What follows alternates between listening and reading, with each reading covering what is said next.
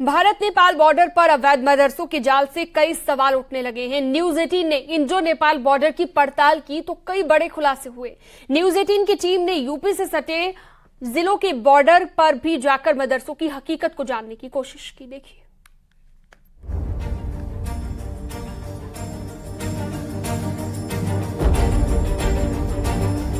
Indo Nepal border पर अवैध मदरसों की पड़ताल के लिए सबसे पहले न्यूज 18 की टीम सिद्धार्थनगर नेपाल बॉर्डर पर पहुंची, जहां पर कई मदरसे तो मान्यता प्राप्त थे, लेकिन वहीं कई मदरसे ऐसे मिले जिनका रिकॉर्ड में कहीं नाम नहीं है। पिछले कुछ वर्षों में भारत और नेपाल की जो सीमा से सटे हुए इलाके हैं, वहां पे अवैध तरीके से मदरसों का निर्माण तेजी से हुआ है। हालांकि उत्तर प्रदेश सरकार की सख्ती के बाद जो उत्तर प्रदेश का भूभाग है, वहां पे तो अब मदरसों की संख्या बढ़ नहीं रही है, लेकिन नेपाली जो हिस्से हैं उन हिस्सों में कोई नियम कानून नहीं होने के कारण बड़ी संख्या में मदरसे हैं।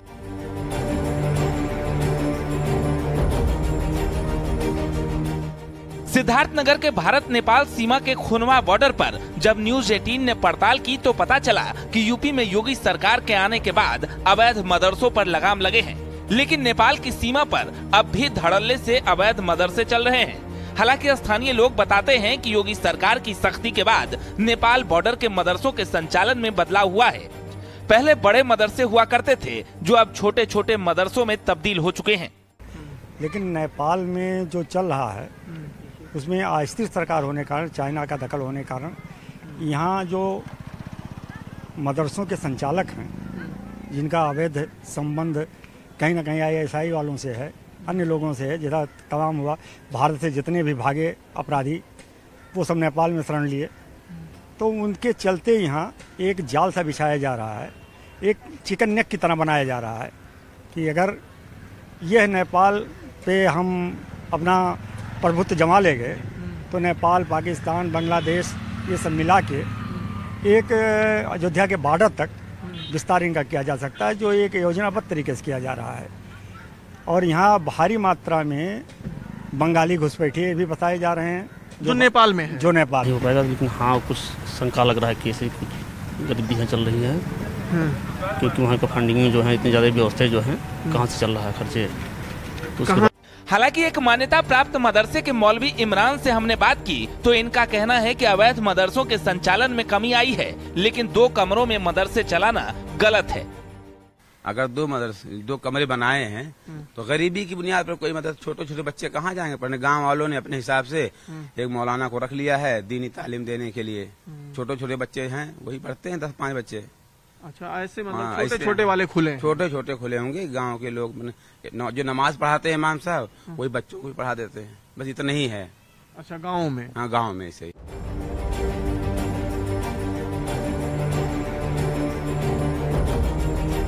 न्यूज 18 की टीम ग्राउंड रिपोर्ट जानने के लिए अलीगढ़वा और बढ़नी बॉर्डर गई। यहाँ मदरहना गांव के पास बने मदरसे में फिलहाल कोई बच्चा या मौलवी नहीं था, लेकिन गांव के लोग बताते हैं कि ये मदरसा पूरी तरह से अवैध है।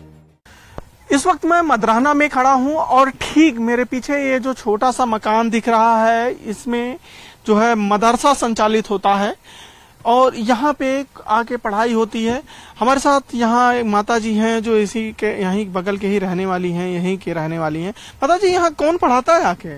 वहाँ पढ़ रहा, खूब पढ़ाओ था, बहुत पढ़ाते हैं। तो इसमें क्या पढ़ाई होती है? अब क्या जाना का वो पढ़ावा था, हम का जान पाए। हाँ, कुछ पता ना है। कौन कहाँ बच्चे आते हैं?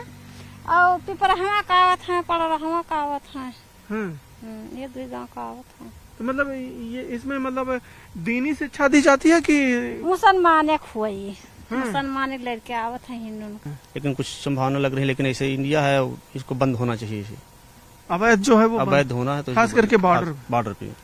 तो अच्छा, ये इस तरीके का जो भी चल रहा है, आप ये बताएं कि मतलब क्या ये इधर कुछ कमी आई है कि अभी भी वैसे जैसे पहले चल रहा था? पहले से भी ज्यादा सुधार है। जो अवैध थे उसमें ज्यादातर बंद हो गए, कुछ ऐसे बचे हुए हैं थोड़े बहुत जो 1-2 दिखाई दे रहे हैं। ऐसे प्रेजेंट टाइम तो यही देख लीजिए, ये दिखाई दे रहा है कि चल रहा है। न्यूज 18 की टीम जिले के अल्पसंख्यक अधिकारी से इन मदरसों के बारे में जानकारी की तो पता चला कि जिले में कुल 596 मदरसे मान्यता प्राप्त हैं। 452 मदरसा पोर्टल पर लॉक हैं। 528 बिना मान्यता के मदरसे हैं, जिसे लेकर सरकार गंभीर है। जनपद सिद्धार्थनगर में जो रिपोर्ट सामने आई है उसमें आपके 596 मान्यता प्राप्त मदरसे हैं, इसमें से 452 पोर्टल पे लॉक है और जो गैर मान्यता प्राप्त मदरसे हैं पूरे जनपद में 528 हैं और ये सर्वे के दौरान ही पाया गया था। इसके अतिरिक्त भी जो अगर पाए जाएंगे जिसकी जानकारी अभी कार्यालय को नहीं है तो उसको गैर मान्यता में ही माना जाए। भारत नेपाल बॉर्डर पर मदरसों की बढ़ती संख्या को लेकर सरकार गंभीर है, क्योंकि अवैध रूप से चलने वाले मदरसों को लेकर सबसे बड़ा सवाल है कि इन मदरसों की फंडिंग कहां से आ रही है। अब जितने भी यहाँ पे मदरसे हैं सब रजिस्टर्ड हैं या फिर सरकार की रडार पे हैं। अखिलेश पांडे के साथ रामगोपाल द्विवेदी, न्यूज़ 18 सिद्धार्थनगर।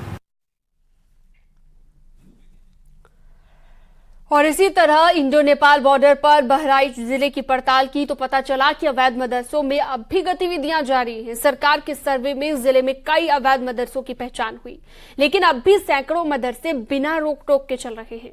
अगर बात यूपी में इंडो नेपाल बॉर्डर की करें तो यहां पर भी यही हाल है।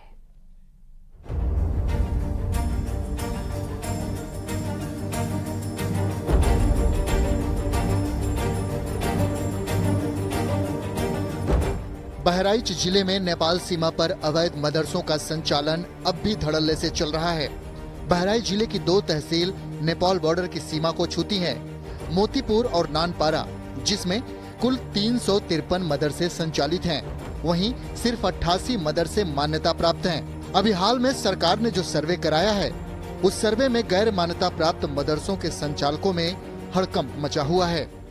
2017 में उत्तर प्रदेश में योगी सरकार बनते ही सरकार को एक इनपुट मिला कि उत्तर प्रदेश में कुकुरमुत्तों की तरह भारत नेपाल की सीमा पर मदरसे बढ़ रहे हैं, जिसकी जानकारी मिलते ही हरकत में आई सरकार ने इसके लिए जांच शुरू करा दी। कुछ दिन बाद अल्पसंख्यक कल्याण विभाग द्वारा मदरसों की जांच के लिए एक सर्वे कराया गया और इस दौरान जो तथ्य सामने आए वो बेहद चौंकाने वाले थे।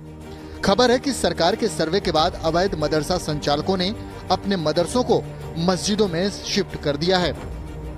खास बात यह है कि इन मदरसों में नेपाल के भी बच्चे पढ़ने आते हैं। ये भारत नेपाल सीमा है और यहाँ पर जो थारू आदिवासी क्षेत्र है, यहाँ पर अचानक पिछले कई वर्षों में मुस्लिम आबादी जो कि यहाँ के मूल निवासी भी नहीं, बाहर से आके बसे हैं, उनकी संख्या बड़ी तेजी से बढ़ी है और वह लोग पहले यहाँ पर व्यापार करने के हिसाब से आते हैं, धीरे धीरे अपने लोगों को बढ़ाते हैं, फिर गलत कामों में लिप्त हो जाते हैं। ये कहीं ना कहीं हमारे भारत, हमारे देश के लिए एक बहुत बड़ी खतरे की घंटी है। और यहाँ कमाई बढ़िया है, अच्छी है बॉर्डर पे, इसीलिए और ज़्यादा बढ़ाते हैं। अच्छा, किस तरह की कमाई है? जैसे नंबर 2 है, कुछ धंधा करते हैं, सब्जी बेचते हैं, कुछ इधर से उधर सामान करते हैं बॉर्डर इलाके में। तो क्या यहाँ बाहरी घर भी बसे हुए हैं, बाहर से आके लोग? हाँ, बाहर से आके लगभग 70-80 घर हैं।